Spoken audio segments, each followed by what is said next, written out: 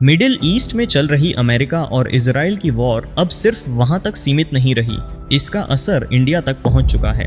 4 मार्च की सुबह श्रीलंका के गाल कोस्ट के पास समुद्र में एक आयरनियन वॉरशिप अपने सफर पर थी। ये वही शिप थी जो कुछ दिन पहले इंडिया के विशाखापत्तनम में इंडियन नेवी की मिलान 2026 नेवल एक्सरसाइज में हिस्सा लेकर वापस जा रही थी।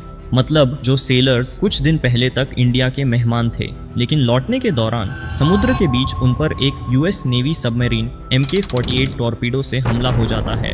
कुछ ही पलों में पूरा वॉरशिप समुद्र में डूब जाता है। 87 ईरानियन सोल्जर्स की मौत हो जाती है और 32 सोल्जर्स को श्रीलंकन नेवी रेस्क्यू कर लेती है।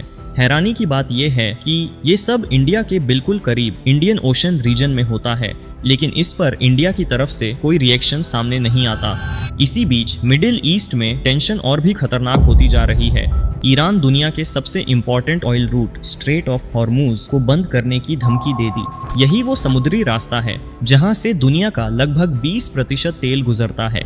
तो आखिर ये कहानी शुरू कहां से हुई और कैसे ये वॉर इंडिया के इतने करीब तक पहुंच गई? चलिए इस पूरी कहानी को शुरू से समझते हैं।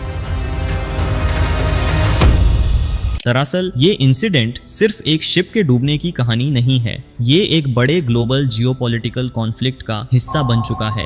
इस वक्त मिडिल ईस्ट में अमेरिका, इजराइल और ईरान के बीच चल रहा कॉन्फ्लिक्ट अब धीरे धीरे और सीरियस होता जा रहा है। रिपोर्ट्स के अकॉर्डिंग यूएस और इजरायली फोर्सेस ईरान के अंदर 2000 से ज्यादा टारगेट्स पर स्ट्राइक्स कर चुकी हैं। तेहरान से लेकर ईरान के कई बड़े शहरों तक हैवी बॉम्बिंग्स की खबरें सामने आई हैं, लेकिन ईरान ने भी इसका जवाब दिया है। ईरान ने मिडिल ईस्ट में मौजूद यूएस के कई मिलिट्री बेसिस पर मिसाइल अटैक लॉन्च किए।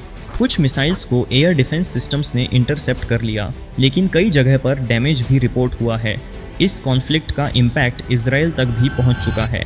तेल अवीव में ईरानियन हमलों के बाद बहुत सी बिल्डिंग्स डैमेज हो गई हैं, लेकिन सिचुएशन और ज़्यादा सीरियस तब हो गई जब ईरान ने दुनिया के सबसे important oil route strait of Hormuz को बंद करने की धमकी दे दी।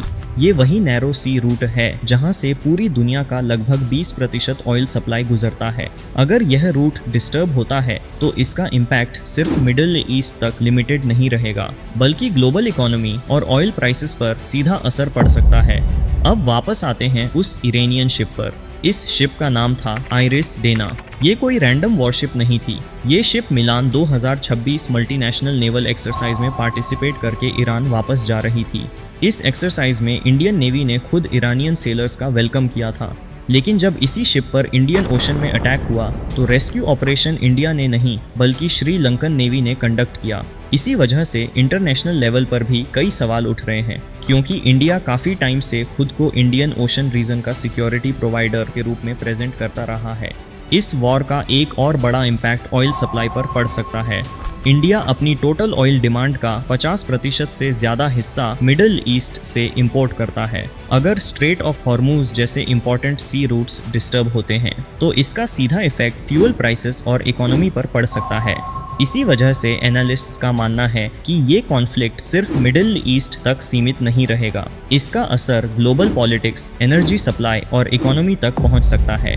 और हिस्ट्री भी हमें एक इम्पॉर्टेंट बात याद दिलाती है।